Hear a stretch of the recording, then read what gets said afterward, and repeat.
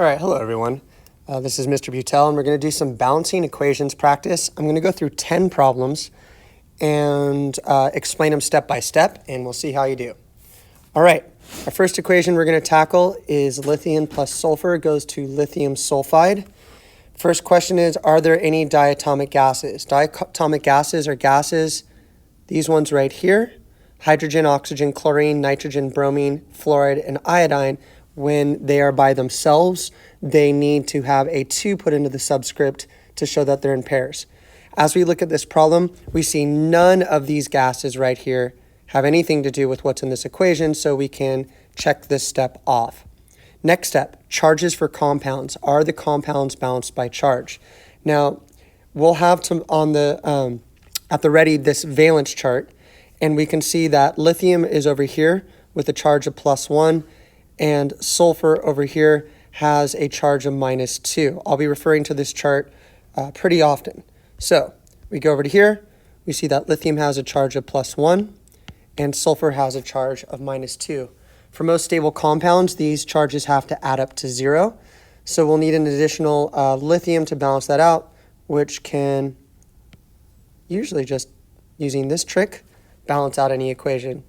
Chemists don't typically write the 1. So I'm going to get rid of that.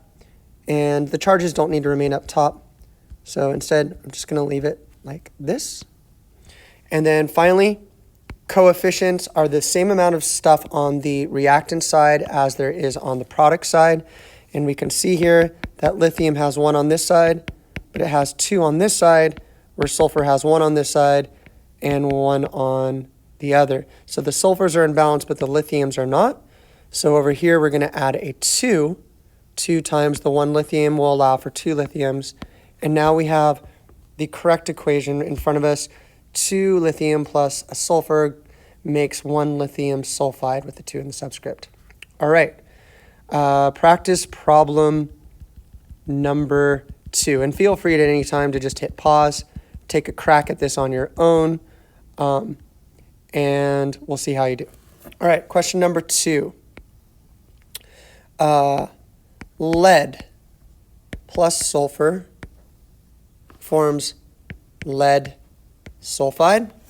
Much like the last one, we don't have any diatomic gases present. None of these right here are in this equation. So we'll go and look up our charges on the sheet, and we see lead over here has a charge of +2, and sulfur over here has a charge of -2.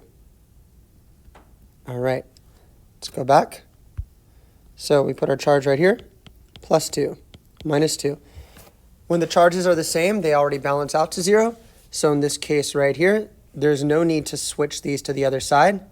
It's already balanced out. And so we leave it alone. And in this case, you would just leave the equation as is, or some people feel more comfortable just writing balanced. All right. Equation number 3 as I undo my madness here. All right. Magnesium plus chlorine gas can form a compound called magnesium chloride. And this time we do have a diatomic gas, and it is chlorine. All right, so what does that mean? This gas in nature will naturally occur in pairs, so we need to put a 2 for the subscript there.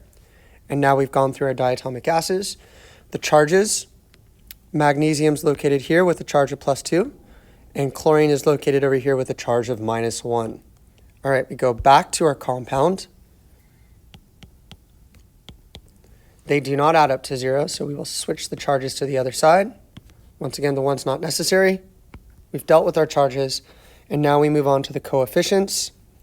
We can see that there's 2 chlorines on this side and 2 chlorines on that side, and there's 1 magnesium on both sides over here.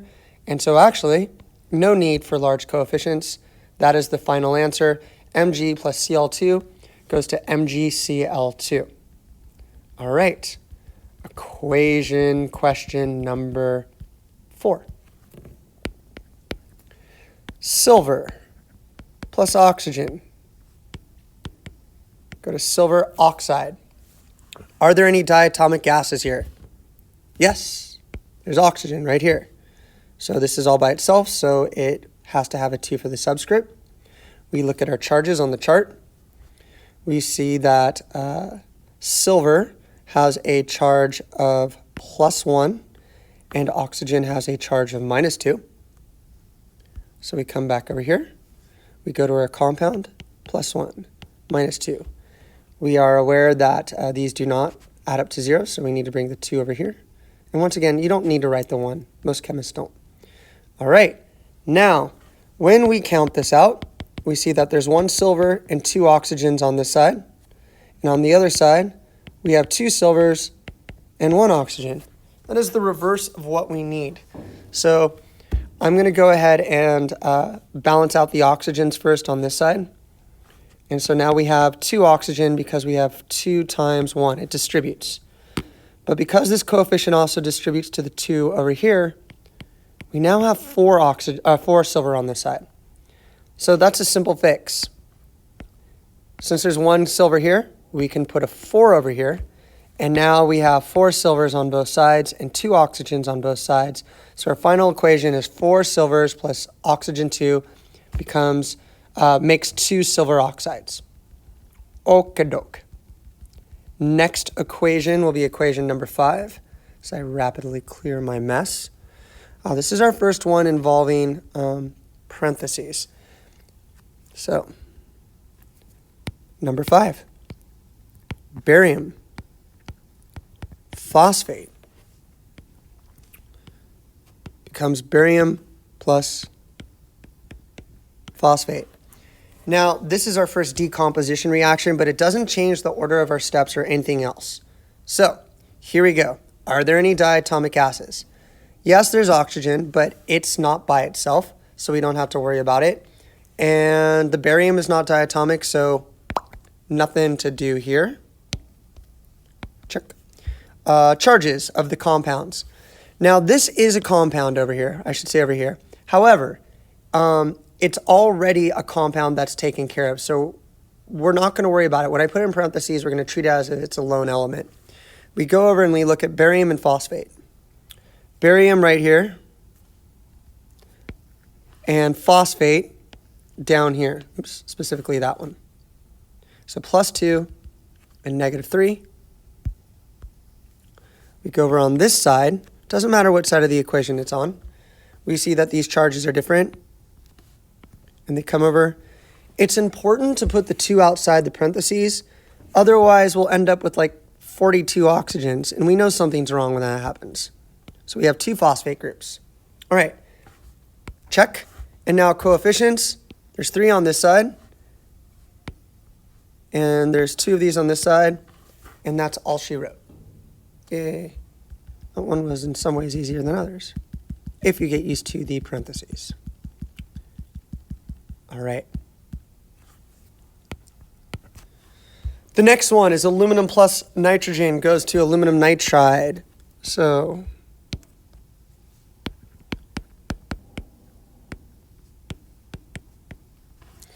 okay, step 1, any diatomic gases? Heck yes. There's nitrogen. And aluminum's fine. We go look at our charges. We see that aluminum's over here at +3 and nitrogen's over here at -3. So we're going to come back. And we're going to put a +3 and a -3. And we can see right there they're the same. No need to do anything. So back to the coefficients, the last step. And we see that we need 2 nitrogens on this side. There's only 1 nitrogen here. There's 2 here. The aluminums are okay so far. Well, unfortunately, the only way to get 2 nitrogens over here is to put a coefficient in the front. We can't just drop a charge down there, or a subscript. So now we have 2 nitrogen, because I just dropped a 2 there. But what does this also do? Well, it also multiplies the aluminum. So we put a 2 on this side, and lucky for us, it all works out. Hey, we're getting towards the finish line. Next question, number 7. One of the most famous equations out there because it involves the formation of water. Number 7. Hydrogen plus oxygen makes the compound HO. All right, yes, we got diatomic going on. got a 2 here, we got a 2 here, and we don't put any numbers over here because it's bound in a compound. Charges. We see that hydrogen has a charge of +1. Oxygen has a charge of -2.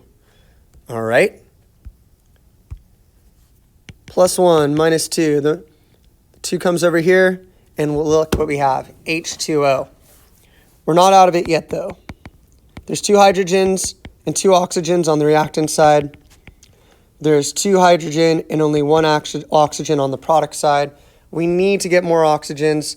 So to double this up, we're going to put a 2 over here, which also changes the number of hydrogen to 4. We can fix that by putting a 2 over here.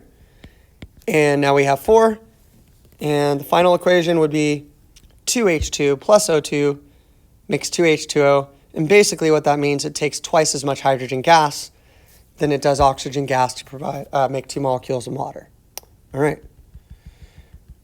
Next equation, our first shot at an LCM, or lowest common multiple, sometimes referred to as the least common multiple.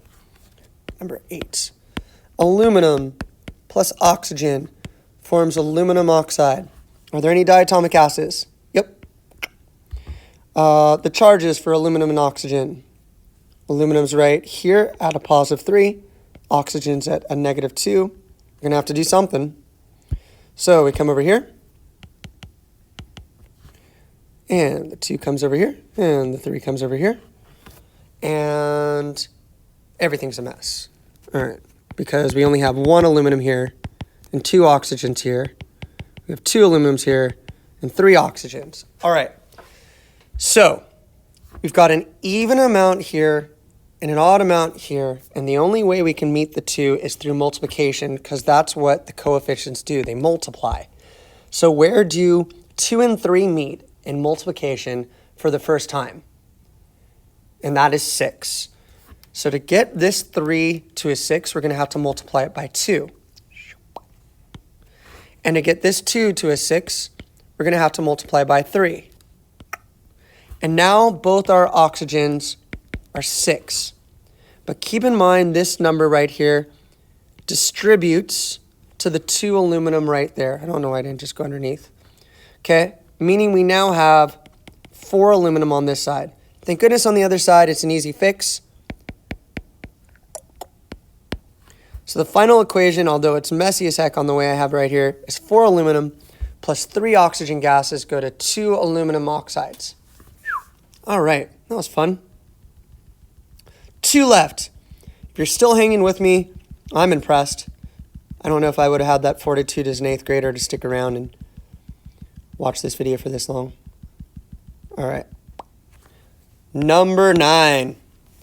Hydrochloric acid plus zinc makes zinc chloride plus hydrogen gas. This is our barking chihuahua lab that we did in class. Okay. Any diatomic gases? Yes. Hydrogen. Where is it? It's over there. So we put a 2 after the hydrogen gas. All right. Now here's something people are freaking out about, and we'll discuss the charges. There's a compound here, and there's a compound here. You put the charges above compounds regardless of what side of the equation it's on. So we're actually going to look up charges for all of these: hydrogen, chlorine, and zinc. All right. Take my word for it, but on this chart, hydrogen's +1, chlorine's -1, zinc is +2, and chlorine is -1 again. We only need to balance out the zinc chloride because the hydrogen chloride is already balanced. The 2 comes over here. I'm going to clean this up. Hold on. What a mess. 2 and the 1 over there. All right, that's balanced, and we're ready to go to our last step, which is coefficients. Let's just count them out to make sure everything's good. This side's to 1s across the board. This side now has 2 chlorines and 2 hydrogens. Well, fortunately, the fix is easy. We're just going to put a 2 here, and now we have 2 chlorines and 2 hydrogens, and that's all she wrote. Last problem. Seriously, if you can do all these problems, good on you. It's going to be pretty helpful. All right, here we go. Last one. The lead nitrate decomposition. Lead nitride. All right. In this case, nitrogen is diatomic. All right. And we look up our charges. We see lead over here at 2 and nitrogen at -3. We come on over.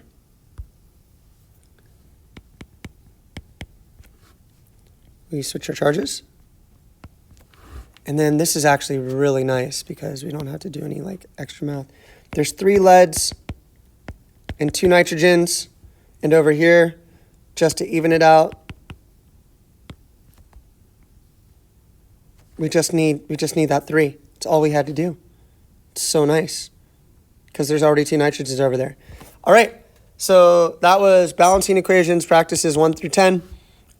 If you stuck all the way through it, good job. And hopefully this tutorial helped you in some fashion.